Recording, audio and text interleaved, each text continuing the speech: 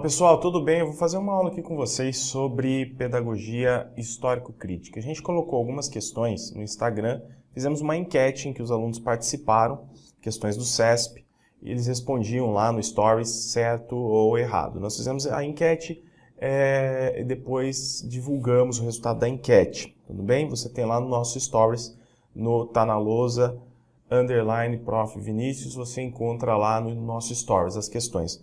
E agora eu vou resolvendo aquelas questões, só que eu vou colocar um pouco mais, tá? Então no material aqui, além daquelas que foram colocadas lá, eu vou colocar outros exercícios também do CESP para nós treinarmos. E com isso, eu vou revisando os assuntos que foram colocados naquelas questões de uma forma um pouco mais completa, ok? Se você de repente está vendo esse vídeo no nosso blog, ou no Facebook, ou no nosso canal do YouTube, e você ainda não nos segue lá no Instagram, vai lá, nos siga, porque aí você vai ter em primeira mão notícias sobre os podcasts, notícias sobre vídeos recentes, sobre o nosso workshop. Lá na bio tem o link do workshop, que você pode participar gratuitamente, ter acesso a muitos outros conteúdos, ok? Então, vamos lá, vamos começar. Eu vou resolvendo os exercícios, mas eu quero falar um pouco também de conteúdos que são bem legais aqui, interessantes da pedagogia histórico-crítica. Então, assim, eu tenho os exercícios para fazer comentários, como cai, etc. E também tenho vários outros comentários e citações para que você possa complementar aí os seus conteúdos. E você também pode baixar esse material e colocar junto dos seus outros materiais de estudo, tá? Bom, o primeiro exercício diz assim, ó, a natureza humana não é dada ao homem, mas é por ele produzida sobre a base da natureza biofísica. A natureza biofísica é dada, né? E aí sobre essa natureza nós construímos o homem nos seus aspectos culturais, por exemplo, sociais. Consequentemente, o trabalho educativo é o ato de produzir direta e intencionalmente em cada indivíduo singular a humanidade que é produzida histórica e coletivamente pelo conjunto de homens. Essa citação corresponde à tendência pedagógica histórico-crítica. E ela está certa, tá? Está correta. Tudo certinho aí, tudo bonitinho. Para complementar isso para vocês, eu coloquei aqui esse trecho. Ó. Eu não vou ler tudo, tá? É para você ler aí. Então, a pedagogia histórico-crítica ela parte de uma perspectiva histórico-ontológica, de formação humana, ela parte da filosofia marxista, tá? Parte do materialismo do Marx, histórico-dialético, ok? A gente também tem uma base no Vygotsky, que é também um marxista, e que vai valorizar essa formação cultural do homem a partir das interações sociais. Vou colocar aqui formação cultural do homem a partir das interações socioculturais com o meio e com os homens. São as bases teóricas da pedagogia histórico-crítica, ok? Bem, então tá aqui um trecho, você vai ler esse trecho e nós vamos chegar onde nós queremos aqui. Dessa noção resulta uma concepção de processo de formação humana em que a educação e a sociedade se articulam dialeticamente. Daí se é possível definir o trabalho educativo como o ato de produzir direta e intencionalmente em cada indivíduo singular a humanidade que é produzida histórica e coletivamente pelo conjunto dos homens. Ok? Então a gente tem aí essa citação do Saviani, beleza? Voltando aqui, questão 2, com relação às concepções pedagógicas, julgue o próximo item. E aí fala dos conteúdos culturais, etc. Mas antes de responder essa questão 2, eu quero fazer com você aqui algumas análises, tá? Alguns comentários, até porque você vai utilizar esse conteúdo que eu vou te passar agora em outras questões. Bem, então falando aí da pedagogia histórico-crítica, A pedagogia histórico-crítica, ela faz uma crítica, principalmente aqui, à pedagogia tradicional e à pedagogia nova.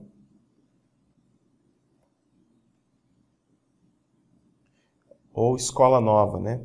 Pedagogia nova, pedagogia renovada, ou escola novista, ou renovada. Nos estudos que o Saviani faz sobre a curvatura da vara, você tem isso, né? Em Escola e Democracia, no livro de Saviani, a gente tem. Bem, então aqui é o seguinte. A pedagogia tradicional, tanto uma quanto a outra, são pedagogias elitistas, né? A gente sabe que a escola é um projeto burguês, a educação tradicional, ela até onde foi conveniente ser uma educação elitista, ela foi elitista, né? Depois a pedagogia nova vem para transformar, né, dar outros rumos para a pedagogia, inclusive burguesa, mas ela se mantém elitista. Então o Saviani faz uma crítica a essas duas e depois a gente percebe a síntese, né, a partir de todo um cenário histórico, de uma análise histórica da educação, do papel da educação, da escola, etc. Aí o Saviani vem e nos apresenta a pedagogia histórico-crítica. Bem, então vejam aqui o seguinte, pedagogia tradicional, né? Então a pedagogia tradicional é uma pedagogia muito preocupada com teoria, muito preocupada com conteúdos. Transmissão de conteúdos, teoria, ela é muito preocupada, e é uma crítica que o Vygotsky faz, inclusive, muito preocupado com a formação estética do sujeito. Não que a formação estética não seja importante, mas o conteúdo trabalhado apenas, né, com essa preocupação estética, ele é muito limitador para a formação do sujeito. Bem, beleza. Por outro lado, a gente tem uma pedagogia nova que vai tentar superar a pedagogia tradicional, tá? Vai tentar superar com um novo modelo de ensino e tudo mais. E um detalhe, né, que eu esqueci de falar aqui para vocês, a pedagogia tradicional, ela é descontextualizada. Então, ênfase nos conteúdos e na relação hierárquica entre professor e aluno. Então, muita ênfase aqui, ó, nesses conteúdos, que são conteúdos que levam o aluno ao intelectualismo, tá? Então, há uma grande preocupação com esse intelectualismo. Formar o sujeito para a vida social é formar o sujeito intelectual, conhecedor, para que ele se adeque à sociedade vigente, que é uma sociedade liberal, né? Uma sociedade burguesa, uma sociedade baseada em valores, em princípios burgueses. Bem, então, da pedagogia tradicional, a gente vem aqui e percebe um movimento de educação renovada, de pedagogia renovada, para vencer alguns limites da pedagogia tradicional. Nessa aula eu não quero abordar tão profundamente aspectos históricos, até porque eu já tenho outras aulas que estão no curso Fundamentos da Educação, por exemplo, ou em outros cursos que a gente abre, especificamente dos livros do Saviani, né? Então, formação, quando ele fala da formação histórica no Brasil, quando se escolhe a democracia, enfim. Então, aqui eu quero uma aula um pouco mais prática. Bem, então a pedagogia nova, ela tende a oferecer uma educação mais prática, tá? Uma educação mais prática. E é uma educação que vai defender ideais democráticos. Só que o Saviani critica, ele fala, na verdade, essa democracia é muito restrita, né? Defende uma democracia restrita. Então, esse conteúdo muito prático aqui, a partir das experiências democráticas, que é o que se valoriza, experiências democráticas, ênfase no aluno e não agora nos conteúdos, tá? Então a gente tem aqui uma queda com relação à transmissão dos conteúdos. Por quê? Porque o que mais vale são essas experiências democráticas, essas relações entre aluno, professor e aluno, com foco no aluno. Só que, como eu falei para vocês, o Saviani vai dizer que essa democracia defendida, pelas escolas novistas é uma democracia restrita. Eu já vou explicar o porquê. Democracia restrita. Ok? Bem, inclusive, na prática, a partir do momento que surgem escolas que trabalham, instituições que trabalham com os ideais da escola nova, a burguesia vai vir aqui, né? E a pedagogia tradicional ela vai se tornar mais uma pedagogia mais, a escola tradicional, em tese, né, do ponto de vista teórico, se torna mais uma escola do povo. Então, aqui sem conteúdos, ou sem ênfase nos conteúdos. Vinícius, por que essa questão dos conteúdos é tão importante? Vejam, para que um sujeito possa ter conhecimento da realidade, fazer uma análise crítica da realidade e se compreender dentro dela, ou seja, compreender qual é o seu papel, como que está posicionado nessa sociedade, nessa realidade, ele precisa ter acesso a conhecimentos. Então, ela não precisa aprender português, matemática, vamos falar da nossa educação aqui, né? Geografia, ciência, história. Não precisa aprender, ele precisa ter conhecimento, mas não de forma, não para alcançar o intelectualismo, para que ele possa fazer uma reflexão da realidade, para que eu possa refletir sobre a sociedade, sobre os padrões econômicos, culturais, sociais, sobre tudo que acontece nas interações sociais. Eu preciso ter acesso aos conhecimentos que foram historicamente produzidos pelo homem. Mas não é ter acesso a esses conhecimentos de uma forma neutra, porém de uma forma crítica. Okay? Então, o estudo dos conteúdos deve acontecer de forma problematizada, e isso está dentro da proposta histórico-crítica.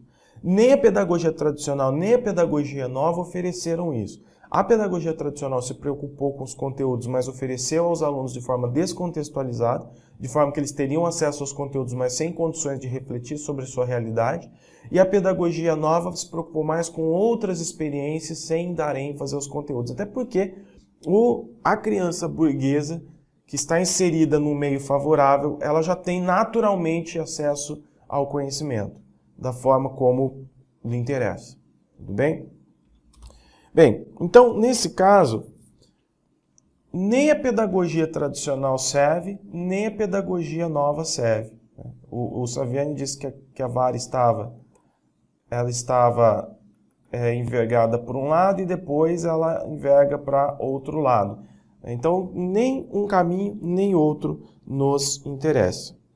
E a pedagogia histórico-crítica, então, faz essa parte, né, dessa análise sobre as duas correntes, que são correntes liberais, né, são teorias não críticas, ok? São teorias não críticas.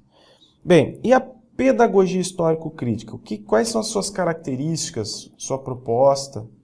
Pedagogia histórico-crítica. Qual que é a sua proposta? É justamente articular teoria e prática. Tá? Então aqui eu tenho que ter uma articulação entre teoria e prática. O que nós tínhamos aqui na pedagogia tradicional? Muita teoria neutra.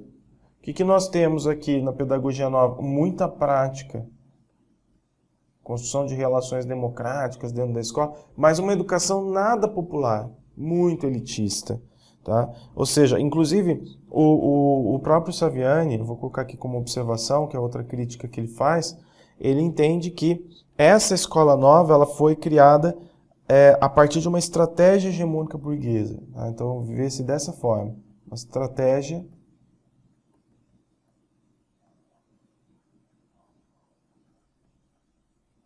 hegemônica burguesa.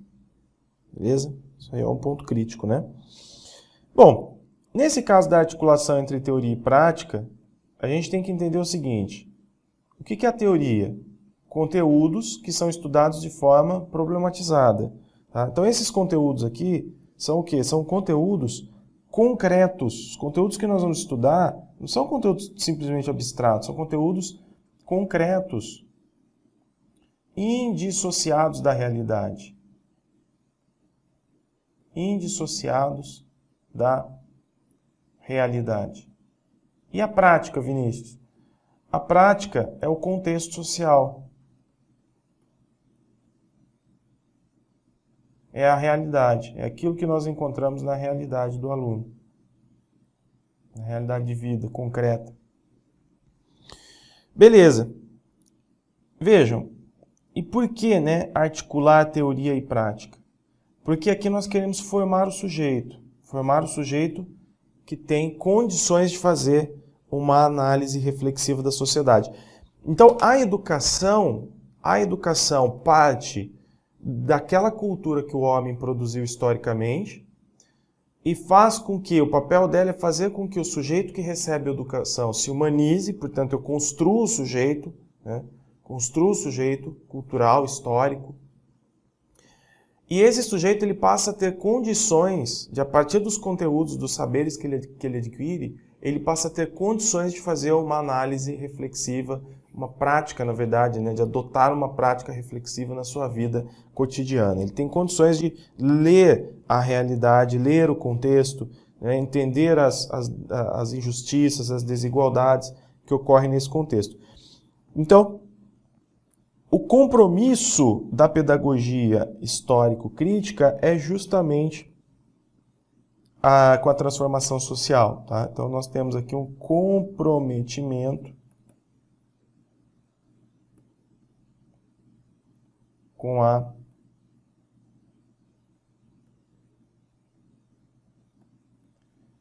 transformação social.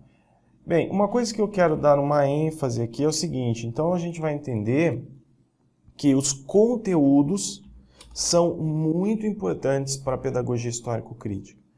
Ela não é conteudista como a tradicional, mas nós precisamos ensinar conteúdos para que o aluno possa entender a realidade dele. Só que, como nós vamos ensinar, inclusive eu vou passar essa metodologia aqui para vocês, sempre o quê? De forma questionadora, de forma crítica e buscando a emancipação do sujeito, tá bom? Então eu vou colocar aqui como um complemento essa educação histórico-crítica, ela está ancorada, gente, eu vou colocar aqui, ó, observação, tá? Então pedagogia histórico-crítica ou o processo educacional histórico-crítico também, né? Então, ancorada na prática.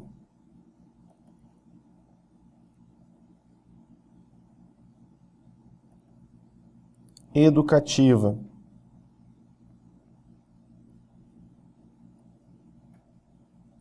Questionadora.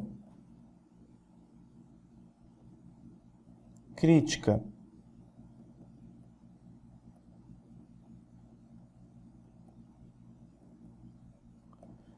Emancipadora.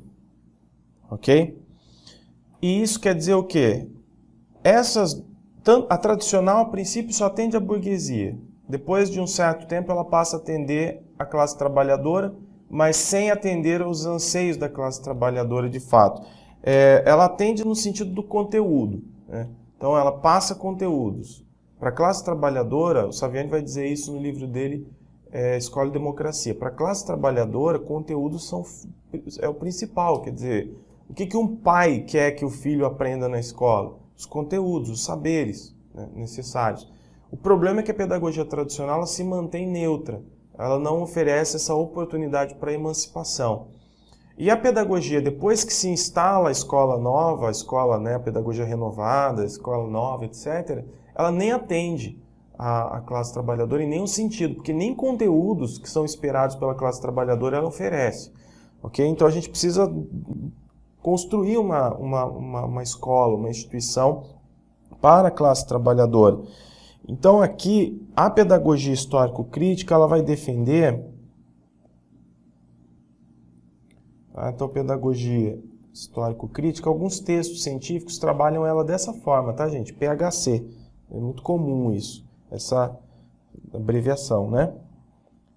Então vamos colocar aqui, ó, defende o acesso da classe trabalhadora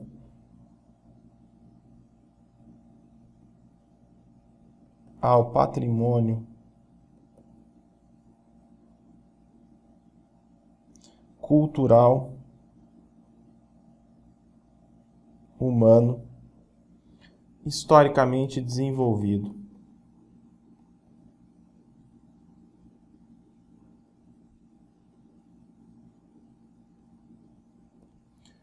Ou seja, tá aqui, ó. Tá aqui uma classe de pessoas, um grupo social que dificilmente foi privilegiado quando a gente fala em educação, tá? Agora, só ter acesso ao patrimônio cultural humano não basta. Essa educação, quando eu falo de acesso da classe trabalhadora, aqui vem a educação crítica de qualidade.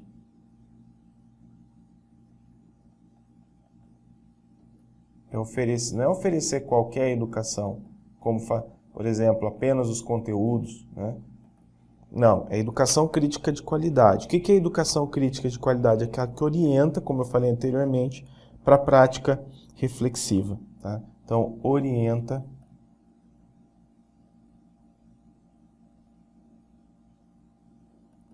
para a prática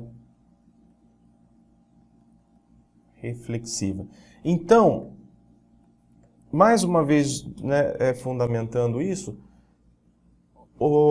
a pedagogia histórico-crítica olha para o histórico da formação da sociedade, principalmente no Ocidente. Né?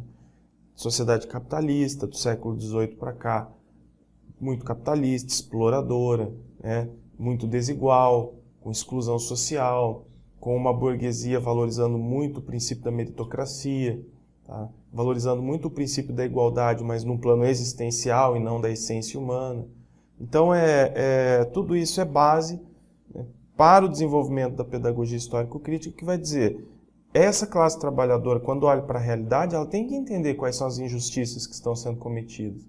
Só que ela só vai entender isso se ela tiver conhecimentos importantes, saberes, se ela acumular saberes, né, historicamente produzidos pelo homem. E são esses saberes que vão dar condições para que essa classe trabalhadora possa buscar a transformação social. Então, nesse sentido, a pedagogia histórico-crítica ela também é revolucionária, assim como foi a libertadora do Paulo Freire. Acontece que o Paulo Freire não dava muito valor à educação formal e aos conteúdos sistematizados. Para ele, os conteúdos eles surgiriam do diálogo entre alunos e professor a partir dos temas geradores. E aí já não é algo que condiz com a pedagogia histórico-crítica, que vai defender o que é uma sistematização de conteúdos a serem ensinados na escola. Tá? Então, valoriza-se a escola como uma instituição onde a educação é transmitida. Ok? E aí a gente teria uma educação crítica de qualidade. Beleza? Bem, pessoal, visto isso, eu quero colocar aqui para você fazer, só indicar para você dar uma lida na crítica à escola nova que o Saviani faz, né, que ele mostra como ela é elitista. As bases filosóficas, Marx, Gramsci, Engels, tá? Lenin, ó, as bases filosóficas, coloquei. Também não vou ficar lendo aqui com você, porque, de certa forma, nós já, né, tudo isso que eu estou falando condiz com isso tudo. E a pedagogia histórico-crítica, onde ela está centrada, né? Esse trecho é bem interessante. Ela está centrada na igualdade essencial entre os homens. E eu quero chamar a atenção aqui, ó, essencial e não existencial. Como assim, Vinícius? Isso, na verdade, essa diferença entre igualdade essencial e existencial, a gente consegue entender bem no momento da Revolução Francesa para cá, né? Então, o burguês, por exemplo, quando ele quis derrubar o absolutismo, quando o absolutismo já né, a monarquia, principalmente francesa, lá já não agradava mais os burgueses, ele se uniu ao povo. O burguês era o terceiro estado, né? Então, lá na hierarquia, na pirâmide da sociedade estamental francesa, nós tínhamos a monarquia, nós tínhamos o clero e depois o terceiro estado, que é o resto. A burguesia estava ali, só que a burguesia era uma camada rica do terceiro estado que não tinha poderes políticos. Mas estava ali no terceiro estado junto com uma outra população que não tinha poder algum, nem econômico. E a burguesia, então, prega a ideia do princípio da igualdade para essa massa, para que a massa auxilie na revolução, na tomada do poder. E naquele momento, a burguesia se diz igual a essa massa, dizendo o seguinte: os homens são iguais, princípio da igualdade. Essencialmente, nós somos iguais. Por que uns devem ter mais privilégios do que outros? Então, ela se coloca no mesmo patamar daquela população pobre, miserável na França naquele momento. Bem, ocorre a Revolução Francesa, a tomada da Bastilha é um momento simbólico e tudo mais, mas aos poucos, com a queda da monarquia e também do clero, a burguesia politicamente, administrativamente, toma o poder.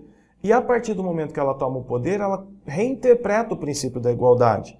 Agora vai ser assim, olha, nós estamos aqui ocupando os principais cargos administrativos e políticos da sociedade porque nós merecemos, nós trabalhamos por isso, nós estudamos, nós adquirimos conhecimento, nós lutamos por isso. Agora, o princípio da igualdade ele se baseia numa característica existencial, ou seja, nós coexistimos na sociedade, mas uns têm mais mérito do que outros, por isso que estamos em lugares diferentes. Então ele não rompe com o princípio da igualdade, que é um pilar da Revolução Francesa, mas ele reinterpreta o princípio da igualdade, né?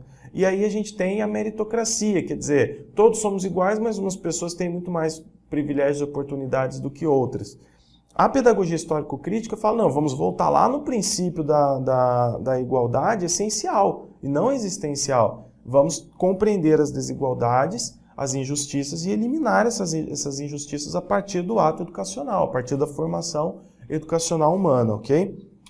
Bem, então esse trecho ele é interessante para nós e coloca, né, entende, porém, a igualdade em termos reais e não apenas formais, né? Existe essa diferença entre a igualdade formal e a igualdade real. Quer dizer, igualdade formal, você vai na lei e fala, todos são iguais perante a lei. Beleza, mas e na prática? Como que acontece? Não somos todos iguais, como diz a lei, por exemplo, no artigo 5º, não é? Então, há uma grande diferença entre igualdade real e igualdade formal. E na prática social a gente precisa buscar a equidade aí. Enfim, então esse trecho é um outro trecho que fundamenta bem aí para nós os nossos estudos, tá? Outra coisa, pessoal, outra questão então, a 2.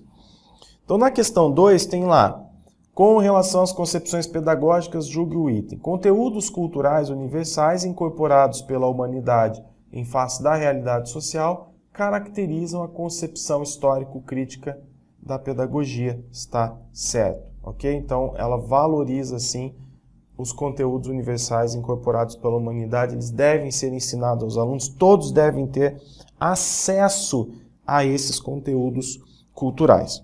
Uma outra questão acerca das concepções pedagógicas contra-hegemônicas, julgue o item que se segue. Para a pedagogia histórico-crítica, a prática educativa parte de uma situação hipotética e tem como finalidade a prática social. Eu vou aproveitar aqui esse termo contra-hegemônico, gente, para eu colocar para vocês um outro conteúdo aqui que eu vejo como muito interessante, que é o seguinte, vamos anotar aqui, ó. O Saviani, assim como o Libânio, né, ele vai colocar ali algumas teorias, vai classificar, né, algumas teorias. Então, existem as teorias não críticas.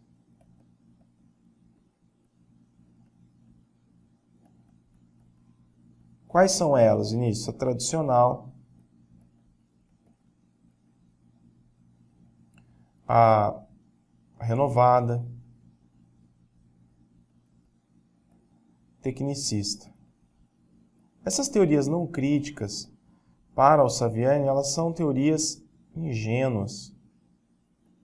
Quer dizer, elas entendem que a escola tem condições de formar o sujeito e construir uma sociedade igualitária, de oportunidades e tal, mas ela desconsidera, justamente por causa da neutralidade, né, não sendo críticas, elas não vão olhar para os condicionantes sociais existentes e são, portanto, ingênuas, né? Ou seja, existe desigualdade nessa sociedade.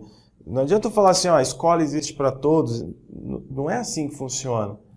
Existem alguns grupos da sociedade que, por fatores sociais, não estão tendo acesso à escola, têm acesso a uma escola muito diferente das escolas centrais urbanas. Muitas vezes, mesmo tendo acesso à escola, as suas condições de vida são tão precárias que ela não tem condições de aprender. Então, não é só simplesmente colocar a criança num banco de escola, matricular numa sala de aula, que ela, pronto, já está apta a se tornar um cidadão que vai ter todas as oportunidades na vida social. Não é assim que funciona. Então, essas teorias não críticas, elas seriam o quê? Teorias ingênuas, tá? Ingênuas. Por que elas são ingênuas, Vinícius? Porque não consideram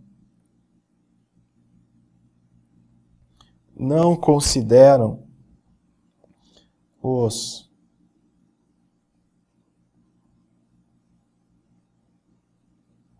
condicionantes objetivos que atuam sobre a educação.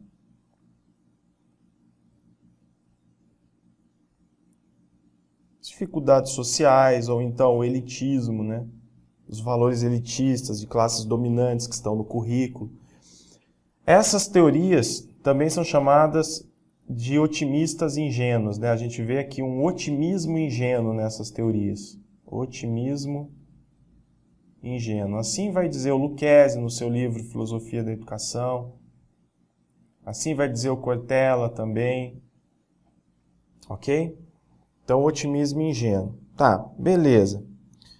Aí vem um outro grupo de teóricos pessimistas, não otimistas, pessimistas, céticos, e nos apresentam, lá por volta dos anos 70, as teorias crítico-reprodutivistas.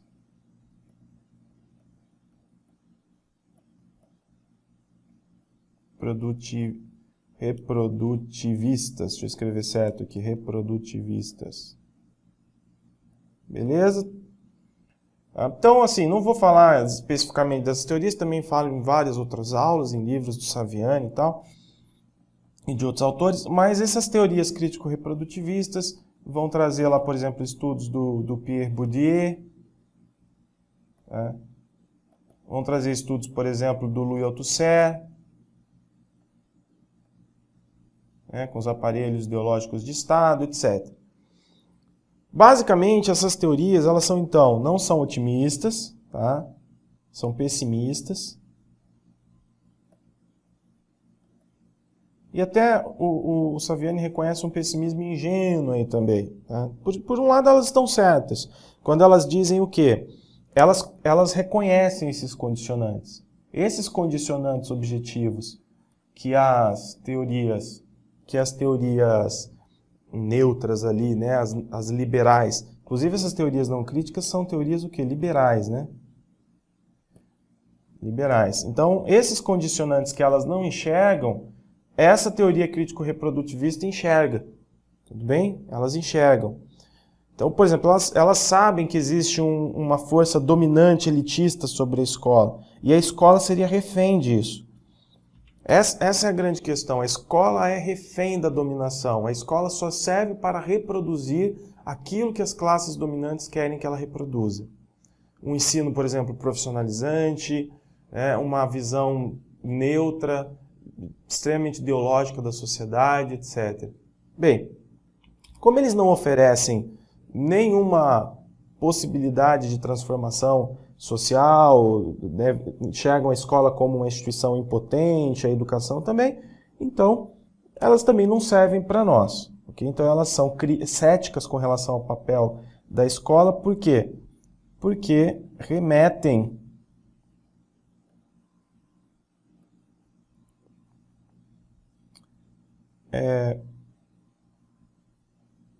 o papel da escola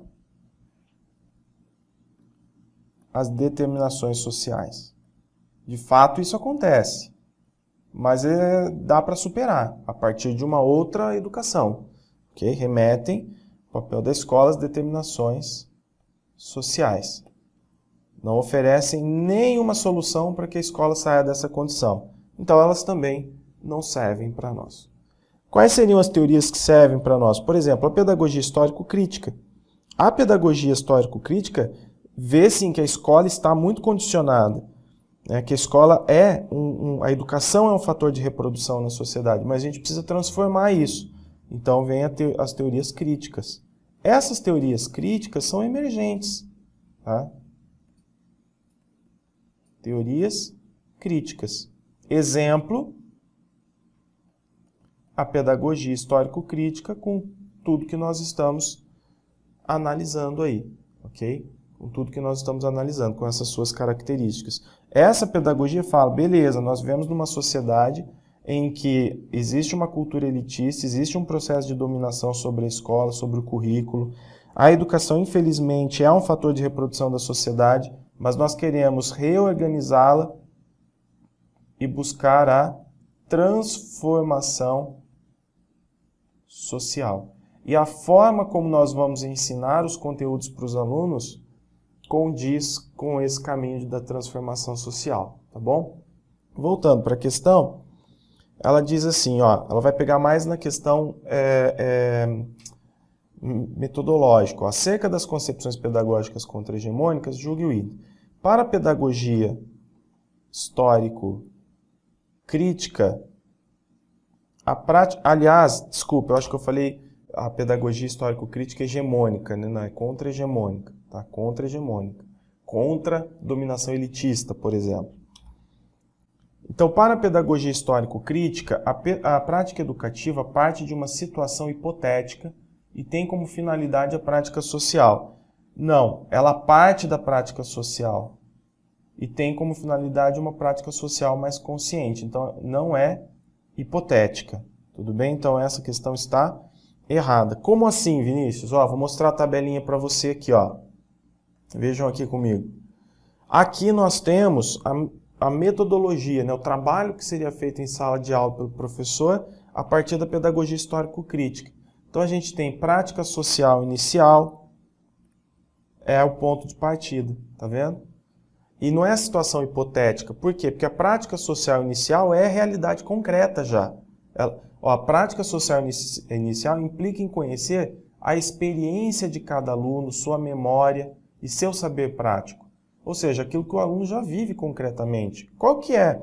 Se eu for estudar, por exemplo, a questão do lixo urbano com um aluno de 5º ano, qual que é a visão que ele tem disso, desse conteúdo? O que ele já sabe? O que ele tem de experiência já? Naturalmente, o professor tem um conhecimento mais sintético, tem uma visão mais sintética da realidade, mais organizada, por toda a experiência, pela formação do professor. Então, ele vai ajudar o aluno, enquanto mediador, a chegar também a essa visão adequada, sintética da realidade. Só que, para isso, nós vamos passar por um processo, tá? Por algumas fases da aprendizagem de acordo com a educação histórico-crítica. Bem, quais são, Vinícius, então, esses processos, né? Então, o primeiro aqui é a prática social inicial. Nesta etapa, os alunos trazem para o ambiente escolar todas as vivências e experiências que já possuem sobre o conteúdo. Isso se faz necessário para que o conteúdo a ser trabalhado mostre vinculação com a realidade. Então, é tudo no concreto, né? Sendo assim, socialmente necessário. Ok? Então, aqui nós vamos situar, nos situar, né, o professor, falando como professor, com relação à realidade do aluno, como que o aluno encara essa realidade. E o aluno, a princípio, ele me apresenta uma visão, normalmente, né, a visão do professor é sintética, mas a visão do aluno, nesse começo do processo aqui, é uma visão sincrética, caótica. Ele já tem conhecimentos, ele já tem uma visão de sociedade, mas ainda não é a mais adequada. Ok? E aí a gente vai para a fase da problematização. O professor vai trabalhar o quê? Vai discutir, né, questões sobre o conteúdo proposto, problematizar. Então, de acordo com Gasparin, que é um grande estudioso do Saviani, a problematização representa o momento do processo pedagógico em que a prática social é posta em questão analisada, interrogada, levando em consideração o conteúdo a ser trabalhado e as exigências sociais de aplicação desse conhecimento. Um conteúdo problematizado deverá mostrar-se através de várias dimensões, tá? Da dimensão conceitual, histórica, social, política, estética, religiosa. Então, normalmente a educação tradicional trabalhava só aqui, né? Só na dimensão estética ou só na dimensão conceitual, muitas vezes não abordando a política, a social, a histórica. E aqui no processo de problematização tudo isso será abordado. Há então uma discussão, né, de questões inerentes ao conteúdo que o professor está propondo. A instrumentalização, o professor vai explicar, tá? Ele vai explicar, ele vai dar aula sobre o conteúdo. Ele vai ali, com base nos recursos, nos materiais selecionados, ele vai apresentar o conteúdo para o aluno, aquele conteúdo que é científico, conteúdo que é formal, que é abstrato, né? Ele vai expor os conceitos, ele vai dar exemplos, ele vai apresentar o conteúdo para o aluno. Então, trata-se de se apropriar dos instrumentos teóricos e práticos necessários ao equacionamento dos problemas detectados na prática social. Com tais instrumentos, são produzidos socialmente, preservados historicamente. A sua apropriação pelos alunos está na dependência de sua transmissão direta ou indireta por parte do professor. Tá? Então, tá aí. A catarse, gente, que é um momento muito importante, muitos dizem que vai ser o momento mais importante dessa prática. Tá? Por quê? Porque a catarse é aquele momento, é a etapa em que o professor vê assim, nossa, eu alcancei os objetivos e posso seguir adiante ou não alcancei os objetivos. Então, na catarse, eu vou entender o que? Se o aluno entendeu ou se ele não entendeu. Tá? Se já, beleza, vamos para frente ou retoma. Ok? Então, é um momento muito importante. A palavra catarse significa purificação. Nesse contexto, a catarse é o momento em que o aluno manifesta o entendimento do conteúdo.